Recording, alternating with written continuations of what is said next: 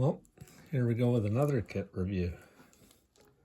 I picked up the MPC 71 Cougar. Again, sealed. I'm going to open it with yous, and we'll see what we have inside there.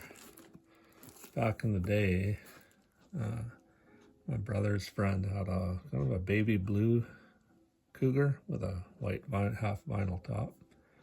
And I remember that car when I was a kid.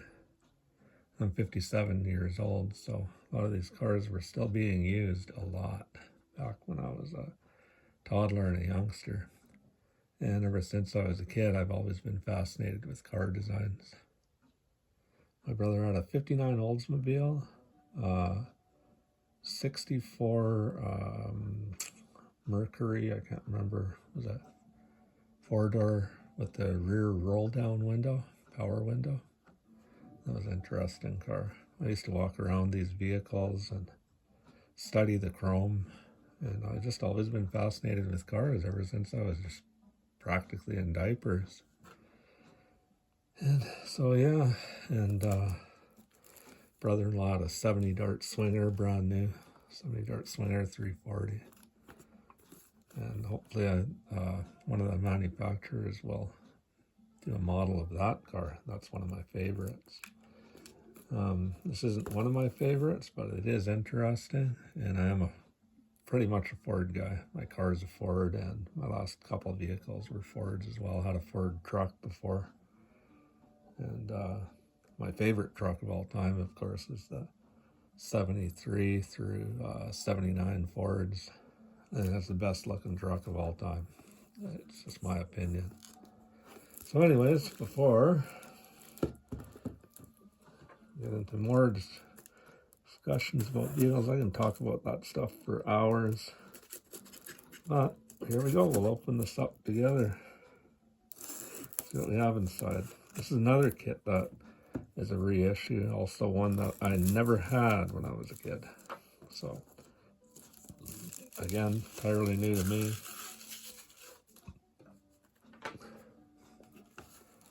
We'll see what we have here.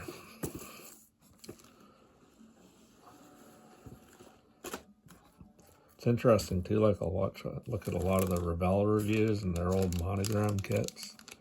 And same with the AMT kits, a lot of them are old MPC kits. Just reissued. I think even some of the Lindbergh line are being reissued under the AMT banner. That looks pretty sweet. I don't want to open everything, but I will open some of this for you guys. But I like to open anything too much because the small parts. See, we got white wall tires, and it looks like kind of an 80s era radial tire. BF Goodrich, but they're not tampoed. But the bias plies are. Got the white wall tampo. See, they got, by the looks of it, let's see, 1, 2, 3, yeah. 1, 2, 3,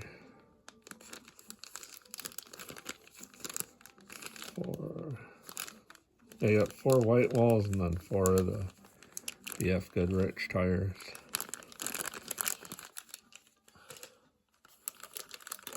And yeah, I appreciate you guys all tuning into my channel. I do this for fun. Again, like I've said before many times, I have a place to work. It's cold up here in Canada, so I have to paint outside. So what's this little doodad? Little piece of chrome that was in the, not in a bag. I won't throw that away just in case. So we got the decal sheet. I'm not too excited about this decal sheet, but I'll open it for y'all. But if you decide to get this kit, you'll see exactly what you're getting. Pretty cool decal sheet if you're into that kind of stuff. You know, it could yeah, it could be fun if a person wants to go that route. I might build mine stock, or I might kit bash and use all the frame and stuff and drivetrain from the Revell 71 Mustang kit, because I have 2 of those, and I've seen a few builders do that actually. Kit bash this, use this body and stuff, and then interior, and then use the Revell frame and engine, and get a higher quality build. But that remains to be seen. Time permitting, I'll probably just go stock, box stock with this. I'll open it up, see what we have here.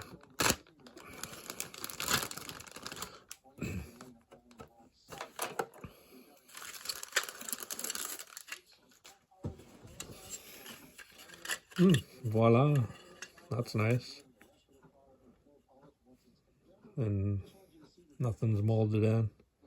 So you have separate pieces for the exhaust and rear end. Looks like there's even mounting points for shock absorbers, so that's a little bit more than I expected. I was expecting the old one piece. And then you got the interior boot with, got injection marks there. You can flock it. I don't get too fussy with that. I like to just, main thing is the body. I like to clean up the lines. Looks like I'll probably have to do a bit of scribing on this. And then we got the sail panels, the half vinyl top, and sorry, I had to turn that down. That HPI guy is playing in the background. Okay, so yeah, I'm delighted. I like the way this looks for a reissue.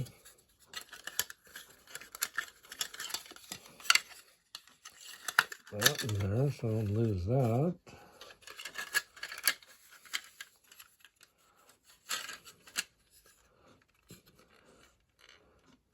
Looks like, yeah, looks like I might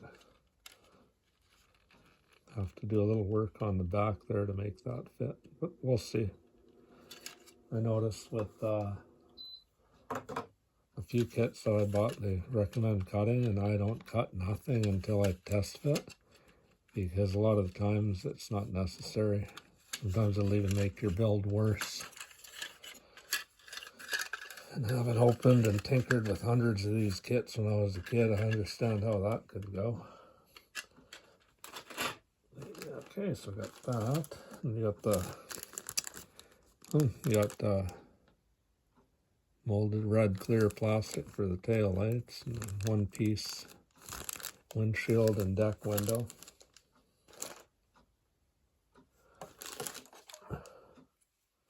Let's see what the chrome tree looks like. I gotta get some new X-Acto blades.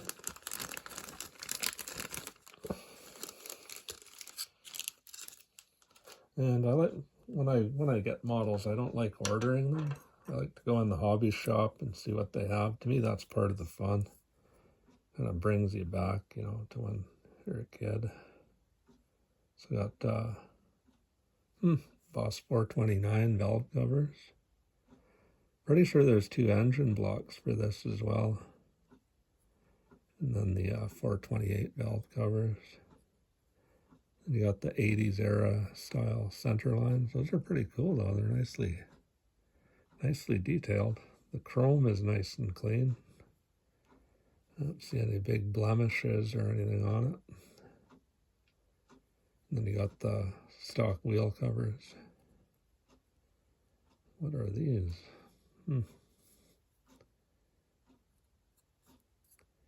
Guess I'll find out when I look at the instruction sheet. Fairly nicely detailed carburetor too.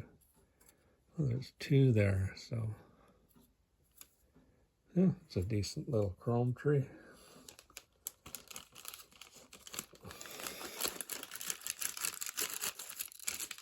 And what else do we got here?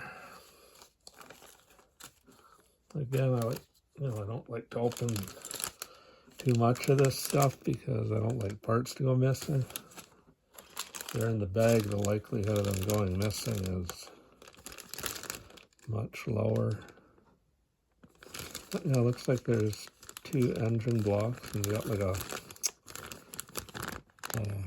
scoop in there, head scoop, parachute. Is it a parachute? Yeah, it is too. Yeah, a lot of times these kits have some oddball parts in them. Oh yeah, and then you got like the shock towers for where the engine mounts up. That's decent. I'm just wondering if looks like there's looks like there's, have a look at the instruction sheet here without having to open all that stuff. So, oh yeah, you got the braces as well that go into lead into the shock towers. And yeah, there are 2 engine blocks. 2 complete engine blocks. So for more accuracy, or not, they're not trying to dress up the same block. So you do get a separate block for the POS 429 and then 428. I'm impressed. It's actually a nice kit. But again, I'll probably do a little bit of kit bashing. I'm pretty picky when it comes to that kind of thing. That's what I like about building a custom, because when I'm building a custom, you can just kind of get away with using different things and not worrying about accuracy. Just more, okay, does this part fit? Does it look authentic? Whereas when you're building a factory stock, we all know what that's like. Sometimes you end up tearing open another kit just to get an air cleaner. The kit bash, make it more accurate.